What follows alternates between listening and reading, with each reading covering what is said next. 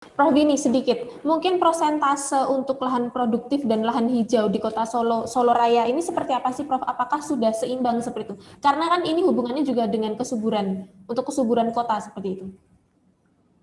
Ya, jadi sebetulnya kalau Undang-Undang 26 2007 itu ya, Undang-Undang tentang tata ruang, itu kan mempersyaratkan bahwa ruang terbuka hijau itu kan minimal 20%, itu ruang terbuka hijau publik, dan 10% ruang terbuka hijau private, jadi yang di rumah-rumah, jadi kayak tadi ya, bisa urban farming, bisa apa, itu mungkin yang 10% itu.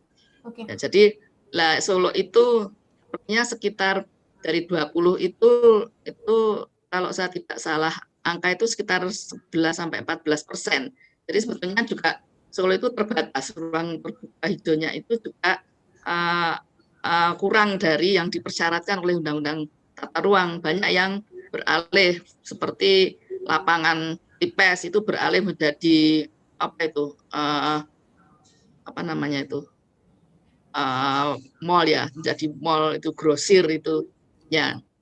Ya, jadi banyak yang beralih fungsi nah, itu mengurangi ketersediaan ruang terbuka hijau. Oke. Baik, sebelum ke Bu Maharani, saya ingin minta tanggapan dari Prof. Samanhudi terkait kondisi tadi yang disampaikan oleh Ibu Winnie, bahwasanya Ibu Winnie tadi mengatakan lahan non produktif bisa digunakan sebagai lahan hunian seperti itu. Lalu kondisi pertanian di Solo ini seperti apa, Prof? Cukup atau harus masih ditambah? Ya. Jadi kalau di Solo ini kan memang kita ketahui bahwa keberadaan sawahnya itu kan tidak begitu luas ya Mas ya, dibanding dengan daerah lain. Namun demikian, karena memang sumber pangan kita itu kan tidak hanya beras sebenarnya, bisa bahan pangan yang lain ya, dari umbi-umbian dan sebagainya, dan itu yang kami sampaikan di awal tadi ya, bahwa di Solo ini masih banyak lahan yang sebenarnya nganggur ya, tidak dimanfaatkan. Memang kondisinya sudah kering ya, rencana mungkin untuk rumah atau untuk pabrik atau untuk keperluan yang lain, tetapi sebenarnya itu kan bisa dimanfaatkan untuk budidaya tanaman-tanaman yang non padi tadi. Nah ini kalau itu bisa dilakukan, bahwa itu akan mensubstitusi ya kebutuhan akan beras, dan itu saya kira jumlahnya cukup banyak loh di Solo ini.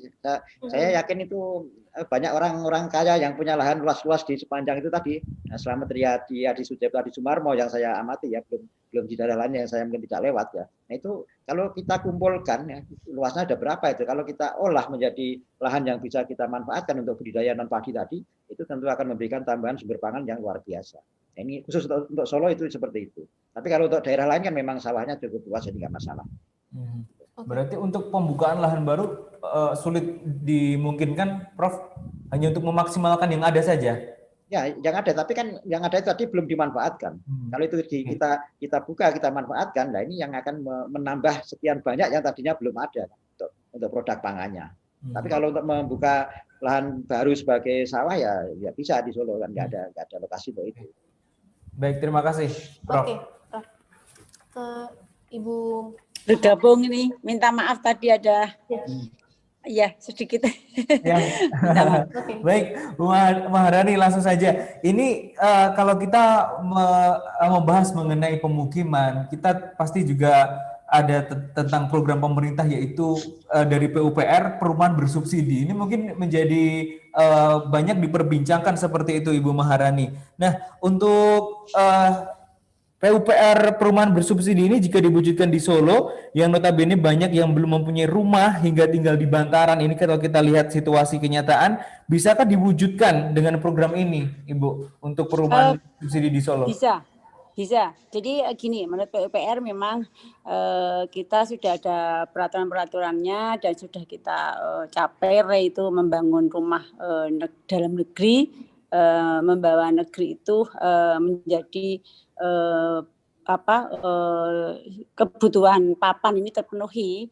Untuk Solo memang tidak mungkin kita membuat rumah bersubsidi langsung, tapi bisa diwujudkan dengan rumah rusun seperti yang dibicarakan dari Bu Windy tadi di Semanggi dan yang lainnya. Memang lahan-lahan itu adalah lahan kumuh atau bagaimana, tapi bagi lahan kumuh itu bisa disulap menjadi mungkin hotel berbintang, tapi hotel berbintang bukan hotel berbintang bintang 5 ya, tapi hotel berbintangnya rumah rusun. Jadi di situ bisa. Jadi monggo tinggal kalau kita adalah menunggu kebijakan pemerintah aja. Kalau misalkan itu lebih mendukung sinergi dengan kita dipanggil kalian sebagai pengusaha profesional, tolong ini lahan dari kita atau begini-gini, silakan untuk dibangun rumah rusun sebagai pengganti rumah subsidi itu, karena kita KPR-nya juga bisa, KPR untuk rumah rusun itu bisa. Jadi syaratnya juga sama, DP-nya 5%, tipenya 30 meter,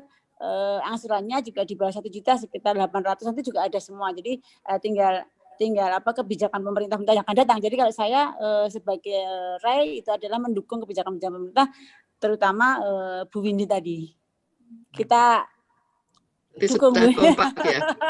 Sudah kompak ya ini berarti kita. Kalau saya memang mendukung sekali. Jadi kita tidak perlu lahan banyak untuk di Solo ya, minta maaf. Ini khusus Solo.